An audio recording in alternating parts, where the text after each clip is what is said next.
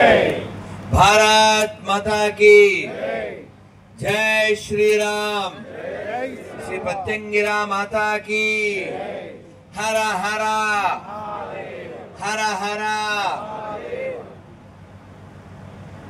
వేదికని అలంకరించిన పూజ్య స్వామీజీలకి, మా హృదయానికి చాలా దగ్గరైన, మా హృదయాన్ని బాగా అర్థం చేసుకున్నటువంటి పూజ్య శివస్వామీజీ వారికి, మిగిలిన పెద్దలందరికీ కూడా నమస్సులతో. స్వామీజీ మాకు ఒక 15 ఏళ్ళుగా పరిచయం ఉన్నారు. ఇలా ఉద్యమ రూపంలోనే పరిచయం. మేము వారు ఒక రాత్రి అంతా ఏ జైల్స్, ఏ పోలీస్ స్టేషన్, అది బంజారాహిల్స్ కదా, బంజారాహిల్స్ ఆ స్టేషన్లోనే ఉన్నాం. బయటాయించాం, వాళ్ళు తలుపులు వేసేసారు. అక్కడే మొహం కడుకుని, అక్కడే స్నానం చేసి, అక్కడే భజన చేసి, ఎప్పుడు కమలానంద స్వామీజీని అరెస్ట్ చేసిన సమయంలో. సో ఇలా అది ఒకటే కాదు, అలాగే గుంటూరులో గోరక్షణ విషయం కావచ్చు, ఇలా చాలా వారు చాలా తపన పడుతున్నారు. ఆ తపన తగ్గ తపస్సు చేస్తున్నారు. మనం ఎవరి స్థాయిలో వాళ్ళు పనిచేస్తున్నాం. అయితే మనం అంటే మా చిన్నప్పుడు, అంటే ఒక 30 ఏళ్ల క్రితం సంఘ్లో, ఆర్ఎస్ఎస్లో నేను పూర్ణ సమయ కార్యకర్తగా ఉన్నప్పుడు ఒక గీత్ పాడుకున్నాం. నాకు బాగా గుర్తుంది. దేవేంద్ర జీ అని అప్పుడు ప్రచారంగా ఉండేవారు. ఆ గీత్ ఏమిటంటే, చుక్క చుక్క నీటి బొట్టు ఒక్క నదిగా మారురా, చుక్క చుక్క నీటి బొట్టు ఒక్క నదిగా మారురా, పెక్కు నదులు ఒక్కటైతే పెద్ద సంద్రమగునురా, ఆట కలసి ఆడుదాం, పాట కలసి పాడుదాం, ఆట పాటలాడుతూనే అడుగు ముందుకేయుదాం, ముందు ముందుకేయుదాం. అలా మనం ఇప్పుడు ఉండే పరిస్థితుల్లో మన భేషజాలు, స్వామీజీ ఇందాక చెప్పారు శివస్వామీజీ, మన సాంప్రదాయాలు లేదా భేషజాలు, ఈగోలు, ఇలాంటివి ఇంకొంచెం మాస్ లాంగ్వేజ్లో చెప్పాలంటే బలుపులు తగ్గించుకుంటేనే ఏదైనా మంచి మలుపు వస్తుంది. లేదంటే యముడి దగ్గర నుంచి పిలుపు వస్తుంది. ఎందుకంటే నేను చాలా ఉపన్యాసాల్లో, అంటే నిన్న కూడా చెప్పా, మొన్న కూడా చెప్పా, కోసేటప్పుడు బంగ్లాదేశ్లో మొన్న 2 నెలల క్రితం కోసారు కదా, వాళ్ళకి కొయ్యడం అలవాటు, కోసుకోవడం అలవాటు, వాళ్ళ పని వాళ్ళు చేస్తున్నారు. అలా కోసేటప్పుడు ఎవరిని, సార్ మీరు శెట్టి గారా, మీరు శర్మ గారా, మీరు నాయుడు గారా, మీరు రెడ్డి గారా అని ఎవ్వడిని అడగలే. వాళ్ళకి కొయ్యడానికి కావాల్సింది పీక. వాళ్ళు కోసారు. కోసిన తర్వాత వాడు మనోడేమో అని ఎవడికో డౌట్ వస్తే కర్రతో ఆ డ్రాయర్ తీసి చూపించాడు వాడు, వీడు కాఫీరే అని చెప్పి. అంత క్లారిటీతో వాళ్ళు కోస్తుంటే, వెర్రి వెధవల్లా మనం చూస్తుంటే ధర్మరక్షణ ఎలా జరుగుతుంది? అందుకని ఇప్పుడు చూసే వాళ్ళ వలన ఏం జరగదండి. కొంచెం హార్ష్గా చెప్తే మంగళవారం బ్యాచ్ వలన ఏం పని అవ్వదు. పని చేస్తేనే అవుతుంది. ఏం చేయాలి, ఎలా చేయాలి? మనకి కొన్ని ఆలోచనలు ఉన్నాయి.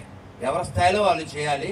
కానీ ఐక్య, దీనికి పేరు పెట్టారు కదా, హిందూ సంఘాల ఐక్య కార్యాచరణ. ఐక్య, మన దృష్టి ఎలా ఒకరిని వెనక్కి తీసుకురావాలి, ఎలా ఒకరిని ముందుకు తోసుకుపోవాలి. అది చేయకపోతే, అది ప్రాక్టికల్గా చేయకపోతే, అది కూడా మనం హృదయం పెట్టి చేయకపోతే మన హృదయాలు బద్దలైపోయేటువంటి పరిస్థితి చాలా దగ్గరలో ఉంది. ఎందుకంటే ఒక చిన్న పోస్టర్ గుర్తొస్తే చాలా మనస్సు విచలితం అయిపోతుంది. అది ఎవరు పెట్టారంటే దోవల్ గారు పెట్టారు. ఆ బొమ్మ ఏమిటంటే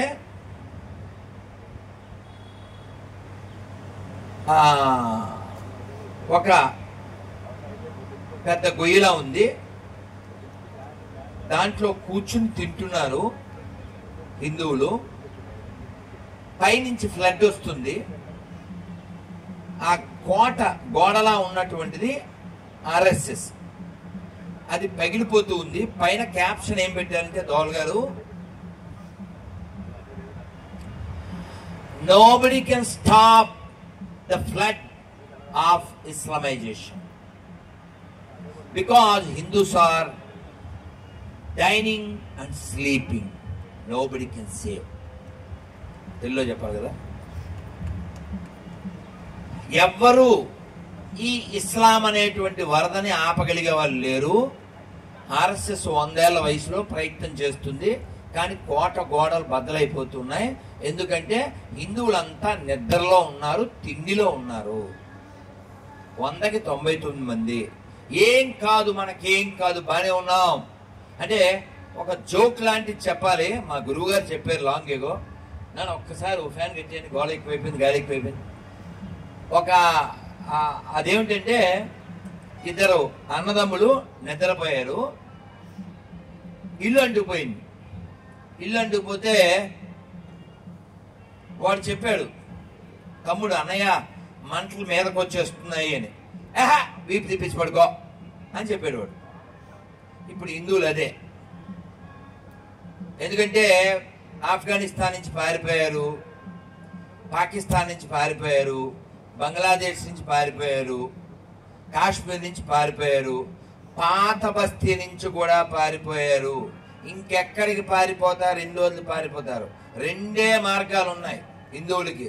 ఒకటి మతం మార్చుకోవడం, లేదా హతమార్చబడడం. ఎందుకంటే వాళ్ళు సిద్ధంగా ఉన్నారు, నీకు కొయ్యడానికి సిద్ధంగా ఉన్నారు. ఒప్పుకుంటే కింద కోస్తారు, ఒప్పుకోకపోతే పైన కోస్తారు.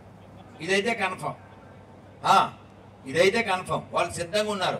నువ్వు చాచా అన్నవాడు, నువ్వు చీచి అన్నా నీ కూతుర్ని నీ ముందే మానభంగం చేస్తాడు. నువ్వు బయ్య అన్నోడు నీకు గొయ్యి తీయపోతాడు. కాబట్టి ఇప్పుడు మన చేతుల్లో ఉన్నది ఏమిటంటే, మనం బాగా ప్రాపగేట్ చేయాల్సింది మన ఆశ్రమాల ద్వారా, మన ఇళ్ల ద్వారా, మన కార్యాలయాల ద్వారా, మన దేవాలయాల ద్వారా, మన మఠాల ద్వారా ఒక ప్రతిజ్ఞ చేసాం. కూర్చునే చేయండి, పర్వాలేదు, చేతులు పెట్టండి. ఈ హిందుస్థాన్లో హిందూగా జన్మించిన నేను, హిందూగా జీవిస్తున్న నేను, హిందువుల దగ్గరే కొంటాను, హిందువుల దగ్గరే తింటాను, హిందువులాగే ఉంటాను. భారత్ మాతకి. ఇది జరగాలి, ఇది బాగా జరగాలి. ఒకవేళ ఆ వస్తువు మీ దగ్గర మనకి ఎవరి దగ్గర దొరకలే, వదిలేయి. మీరు దేవుడికి పూలు పెట్టకపోయినా పర్వాలేదు, వాడు హిందూ అయితేనే కొనండి. మీరు దేవుడికి నైవేద్యం పెట్టకపోయినా పర్వాలేదు, హిందువు దగ్గర ఉంటేనే కొనండి. ఎవడైనా ఓ హిందువు జట్కా మాంసం పట్టుకెళ్ళి మా అమ్మవారికి బలిచ్చాము తింటావా అని సలీంని అడిగితే తింటాడా? మరి మన దరిద్రులు హలీం పెడతాం రారా అంటే గులాంలా వెళ్ళి సలీం గారికి సలాం కొట్టి మరి మలం తిన్నట్టు తింటారు దరిద్రులు. మొన్న కూడా ఒక విరక్తి భావంతో చెప్పాను ఏదో ఇంటర్వ్యూలో, అది బాగా వైరల్ అయింది ఆ ముక్క. అంటే ఏమంటారు, ఒక విరక్తితో చెప్పాను. జనగణమన లేదు, వందే మాత్రం లేదు, భారత్ మాతకి జై లేదు, తినే దాంట్లో ఊస్తున్నారు, హిందువులు దొరికితే కోస్తున్నారు, మన ఆడపిల్లలను పట్టుకెళ్ళి వేస్తున్నారు. పేరు శర్మ, పేరు వర్మ, తినేది షవర్మ. రాస్కెల్స్. ఎవడు బాగు చేస్తాడు? ఎవడు బాగు చేస్తాడు? ఎవడు మారాలి? మనం మారితే జగత్తు మారుతుంది, లేదా జగత్తులో మన విత్తు కూడా లేకుండా కుత్తులు కోసేస్తారు. రెడీగా ఉన్నారు. ఇదే జరగబోతుంది. ఎందుకంటే వాళ్ళు చాలా ప్లాన్డ్ గా ఉన్నారు. ప్రతి రైల్వే స్టేషన్ దగ్గర గమనించండి, ప్రతి ఊర్లో గమనించండి. పెద్ద పెద్ద కట్టడాలు కట్టి రెడీగా ఉన్నారు. వాళ్ళకి తెలిసింది వాళ్ళు చేస్తున్నారు. వాళ్ళని అనడానికి మనం సరిపోం. ఎందుకంటే వాళ్ళ పుస్తకం వాళ్ళ మస్తకాన్ని అలా తయారు చేసింది. వాళ్ళకి మొట్టమొదటి ఏం తెలుసు? ఆక్రమించు, తర్వాత అనుభవించు, ఆ తర్వాత అతిక్రమించు, వినకపోతే సంహరించు. వాళ్ళు ఫాలో అవుతున్నారు. ఎక్కడ మనం తగ్గేమో అక్కడ తగలబెడుతున్నారు. అందుకని ఎవడైనా వాళ్ళు మన బయ్యాలే అని కుయ్యగాళ్ళు ఉంటే ఉయ్యండి వాళ్ళ మీద. అర్థం కాలే? ఒక జరిగిన సంఘటనలు రెండు చెప్తాను. స్వామీజీ వార్నింగ్ మళ్ళీ ఇచ్చే వరకు. నాది అన్లిమిటెడ్ కాబట్టి జాగ్రత్త కోసం. ఒక షాపు నెడదవోళ్ళలో, ఇప్పుడు లేదనుకుంటా, వారు తీసేశారేమో. పెరుమాళ సత్యనారాయణ గారు, శ్రీ సీతారామాంజనేయ మిల్లు స్టోర్ వారు మన కార్యకర్త. ఎప్పటి నుంచో నేను ప్రచారంగా ఉన్నప్పుడు కూడా వాళ్ళ ఊర్లో వారింటికి వెళ్తూ ఉండేవాడిని. వారు ఓ రోజు ఏదో షాప్కి వెళ్ళారట. వెళ్ళి 4 మెట్లెక్కి మళ్ళీ వెనక్కి వచ్చేస్తున్నారు. ఆ షాప్ వాడు తెలిసిన వాడు, సార్ సత్యనారాయణ గారు ఎందుకు వెళ్ళిపోతున్నారు అన్నాడు. మీ షాప్లో కొనాను సార్ అన్నాడు. ఎందుకు కొనాను సార్? ఏమైంది సార్ అన్నాడు. ఆ ఫోటో పెట్టారు కదా మీరు. ఏం ఫోటో అది తెలుసుగా? ఓంకారం, అందులో చంద్రుడు, చొక్క, పక్కనే చెక్క. అక్కడ కొంటే బొక్క, అది మొత్తం పక్క, మనం తీయాల్సిన తొక్క. ఈయన వెనక్కి వచ్చారు. వాడు సార్ అందరూ వస్తారు కదా సార్ అన్నాడు. సరే అందరూ వస్తారా? ఎవరైనా ఒక్క ముస్లిం షాప్లో ఇట్లా ఫోటో చూపిస్తావా? ఎక్కడైనా ఒక క్రిస్టియన్ షాప్లో ఇట్లా ఫోటో చూపిస్తావా? అది తీస్తే కొంట, లేదా కొన్నాను. తీయించాడు ఆయన. అలా వాయించాడు, తీయించాడు. అందుకని మనం బాగా ప్రాపగేట్ చేయాలి. నేను ఇందాక ఒకటి చెప్పలే, అది కూడా చెప్తా. హిందువుల దగ్గరే కొంటాను, హిందువుల దగ్గరే తింటాను, హిందువులాగే ఉంటాను. ఈ ఇంకొకటి ఉంది, ఎవరెవరికైతే చాయిస్ ఉందో, ఛాన్స్ ఉందో, వాళ్ళందరూ హిందువులనే కంటాను అని కూడా ప్రతిజ్ఞ చేయండి. మనం పెరగకపోతే మన తరగడానికి వాళ్ళు సిద్ధంగా ఉన్నారు. ఎన్ని కుటుంబాలు కూలిపోయినాయో, ఎన్ని అగ్రహారాలు ఇప్పుడు లేకుండా అయిపోయినాయో. అగ్రహారాల్లో పొద్దున్నే లేచి కల్లాపి జల్లి, ఆవు పేడతో కల్లాపి జల్లి ముగ్గులేసే, పొద్దున్నే సుప్రభాతం వినపడే, ఏమీ వినపట్టలేదు. అన్ని ఆక్రమించబడుతున్నాయి. ఎందుకంటే వెళ్ళిపోతున్నారు. నాకు ప్రచారక ఫోన్ చేశారు, మీకు తెలుసు ఉండొచ్చు, కేశవజీ, కేరళ తమిళనాడు పరిషత్ పనిచేస్తున్నారు. వారు చెప్పారు, కొన్ని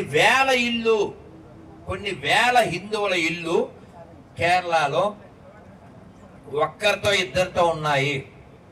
ఎందుకు? ఆ కొడుకు ఎక్కడికో వెళ్ళిపోయాడు, ఏదో దేశంలో ఉన్నాడు. వాళ్ళు వృద్ధులైపోయారు, ఒక్కొక్కరు రాలిపోతున్నారు. రాలిపోయాక ఆ పూజలు జరిగే ఇంట్లో ఏం జరగబోతుంది? ఆ దీపం పెట్టబడిన ఇళ్లలో ఏం జరగబోతుంది? మొన్న ప్రత్యక్షంగా మేము యాత్రకు వెళ్ళాం. యాత్రలో చెప్తున్నారు బెంగళూరు వాళ్ళు, ఇద్దరు భార్యాభర్తలు వృద్ధులు, సార్ ఆ ఇల్లు ఎంతో ప్రాణంగా కట్టుకున్నాను సార్, కానీ తెగ నమ్ముకుని వేరే చోటకి వెళ్ళిపోయాను సార్. ఎందుకు సార్ అంటే, ఇంటి ముందు రోజు ఎముకలు వేస్తున్నారు, రోజు మాంసం వేస్తున్నారు, బతకలేక పారిపోయాం సార్. మన దేశంలో హిందుస్థాన్ అనుకుని మనం ఫీల్ అవుతున్నాం, కానీ వాళ్ళు చాలా క్లారిటీగా ఉన్నాడు. వాడు చెప్పాడు, చాలా బాగా చెప్పాడు, క్యా హిందూ రాష్ట్ర आप एक गांव भी बन नहीं सकता है. హిందూ రాష్ట్రం నువ్వు నిర్మిస్తావా? ఒక్క గ్రామాన్ని కూడా హిందువుల గ్రామంగా నువ్వు చేయలేవు అన్నాడు. ఛాలెంజ్ కదా అది, సిగ్గులేదు కదా మనకి. కాబట్టి నేను పబ్లిక్ గా స్టేట్మెంట్ ఇస్తాను, ఇంటర్వ్యూలో చెప్తాను, ఎవడైనా అన్ని మతాల సమానం అంటే ఆడు 10 మందికి పుట్టినట్టే. నిరూపిస్తే 10 లక్షలు ఇస్తా, అది కూడా చెప్పా. సెక్యులరిజం అంటే చెప్పు తెగుద్ది, కొత్తవి కొనుక్క 4 జతలు కొనుక్కున్నా బృందావనంలో. మనం ఇలా మాట్లాడితే వాడు ఏదో అనుకుంటాడు, వాడికే నా మనోభావాలు మనకు లేవా?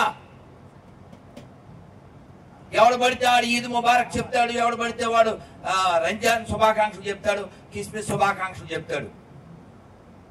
వాడి పండగకి వెళ్తే వీడు టోపీ పెట్టుకునే మాట్లాడతాడు, వాళ్ళు కూడా టోపీలు పెట్టుకోరు, వీడు ముందే పెట్టేసుకుని మాట్లాడతాడు. ఓ ఫోటో చూశాను, అసలు వాళ్ళ ఆడవాళ్ళు టోపీలు పెట్టుకోరు, మన ఆడవాళ్ళు వెళ్ళేసి టోపీలు పెట్టుకుని ఇఫ్తార్ విందు తింటున్నారు. అతి లోపల కుతి, వీళ్ళకి లేనిది మతి. కాబట్టి ముందు బాగు చేయవలసింది మన ఎదవల్ని, అచ్చదిల్లో చెప్తున్నా. కాబట్టి టెస్ట్ చేయండి. ఎక్కడైనా సభల్లో ఎక్కడైనా కూర్చున్నప్పుడు ఏమంటావు, అన్ని మతాలు సమానం అంటావా అని అడగండి. యా అంటాడు, అప్పుడు వేసేయండి అండి. ఎలా కాదు చెప్పండి. ఇప్పుడు వచ్చేప్పుడు పిల్లోడు ఫోన్ చేశాడు, కడప సార్, నేను వీరరాఘవరెడ్డి సార్, మీ వల్ల చాలా మారాను సార్ అన్నాడు. ఏం మారామన్నా? ఇంతకుముందు నేను అన్నీ ఒకటే అనుకునేవాడిని సార్ అన్నాడు. ఇప్పుడు అర్థమైంది సార్ అన్నాడు. ఇప్పుడు నేను చెప్పిందే చెప్పా. నిన్న పిల్లలతో, చిన్న చిన్న బిడ్డలు 4, 5, 6 ఏళ్ల పిల్లలతో చెప్పించాను. ఎందుకంటే బాలవాక్కు బ్రహ్మవాక్కు కదా. 5 వేళ్ళు సమానమా? అమ్మా బొమ్మ సమానమా? గుళ్ళో నంది ఊళ్ళో పంది సమానమా? ఆవుని మేపేవాడు ఆవుని మేసేవాడు సమానమా? అన్ని మతాలు సమానమా? ఇది మనం చెప్పాలి ప్రాక్టికల్ గా. అలాగే మన వాక్కుకు బలం ఉండాలంటే, మన మాట ఎవరైనా వినాలంటే మన లోపల తపశ్శక్తి ఉండాలి. ఆ తపశ్శక్తి విషయంలో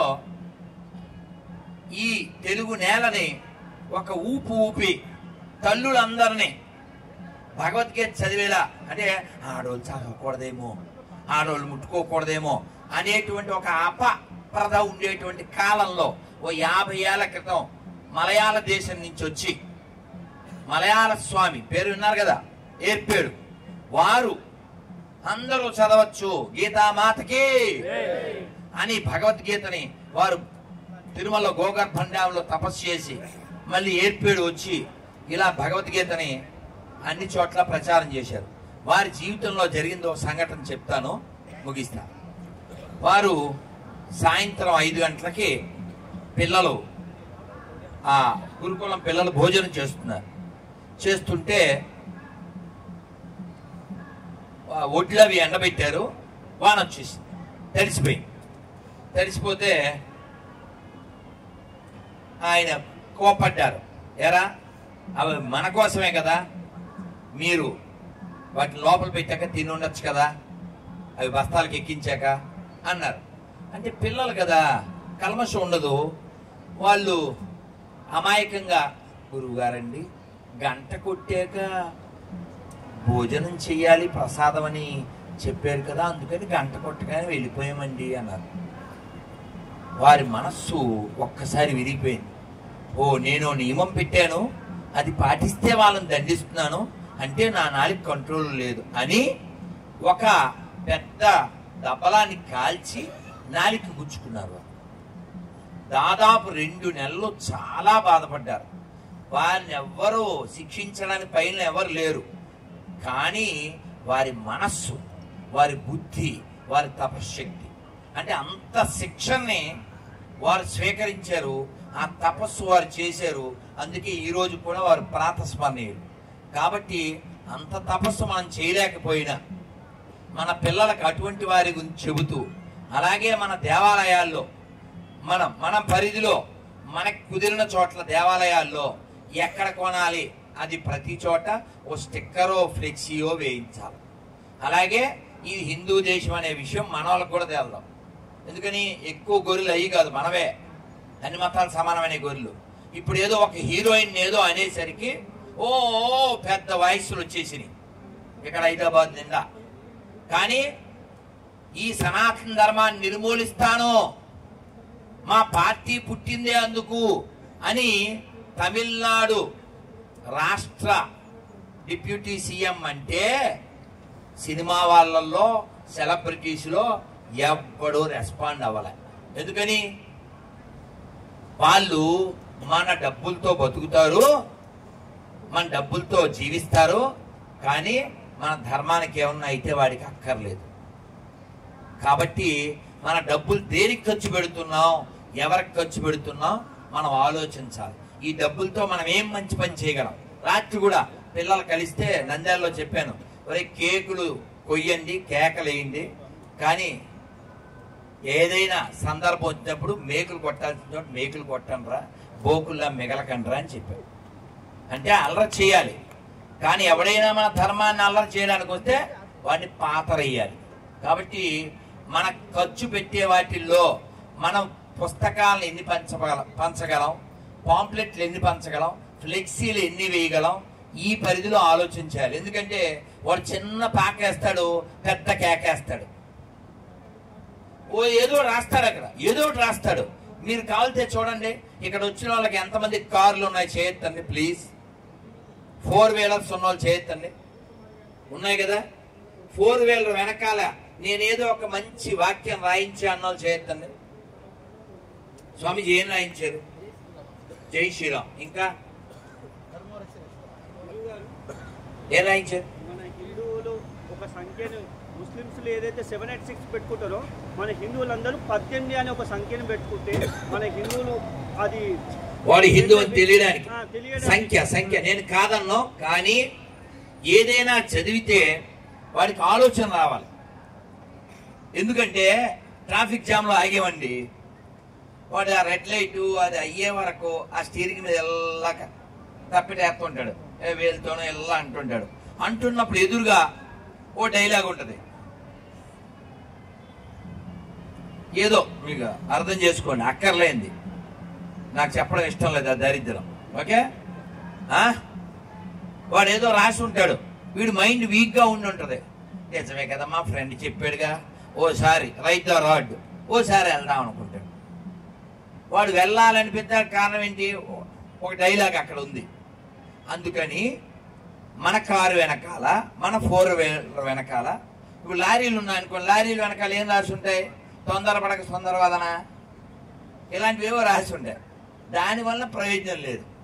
మనం రాయవలసింది ఏమిటంటే, నేను చెప్పాను కొన్నాళ్ళ నుంచి చెప్తున్నాను, కొందరు రాశారు ఏమిటంటే, మా ఇంట్లో భగవద్గీత ఉంది, మీ ఇంట్లో ఉందా? Question mark.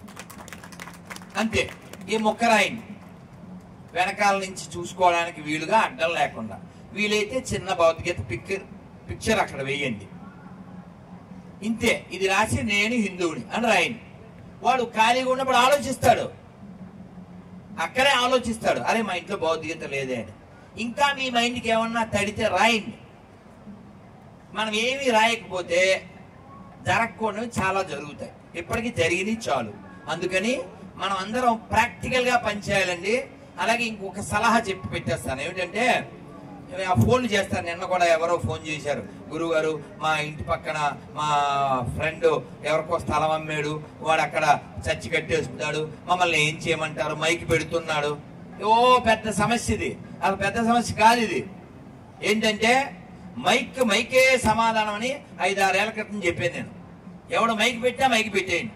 అమ్మో మైక్ పెట్టలేమండి, మాకు అది కొనలేమండి అనుకున్నారా?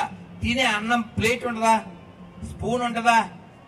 అది బొక్కపడి ఆడి చెవులు బొక్కలు పడేదాకా కొట్టండి. కొడుతూ ఊరికే కొట్టకుండా ఓ 3 సార్లు చెప్పన్నా, శ్రీరామ జయ రామ జయ జయ రామ,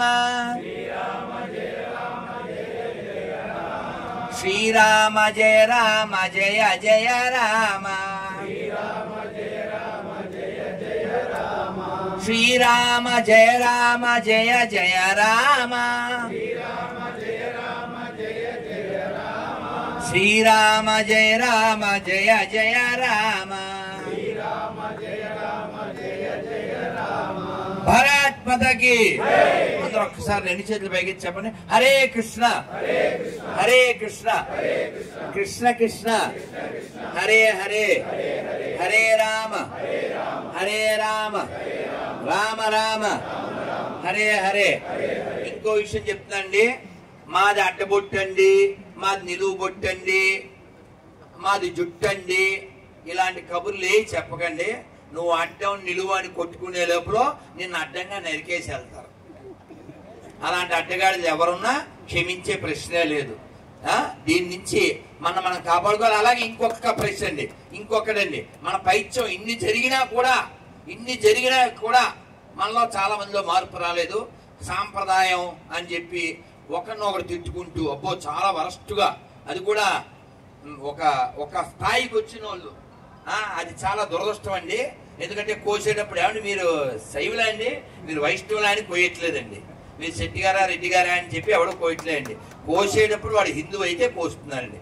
కాబట్టి ఎవడైనా సాంప్రదాయం పేరుతో హిందువులను విడగొడితే వాడిని ఉయ్యండి, వాడిని పక్క దొబ్బని, వాడు వద్దు మాకు, వాడు శని, వాడితో లేదు మాకు పని.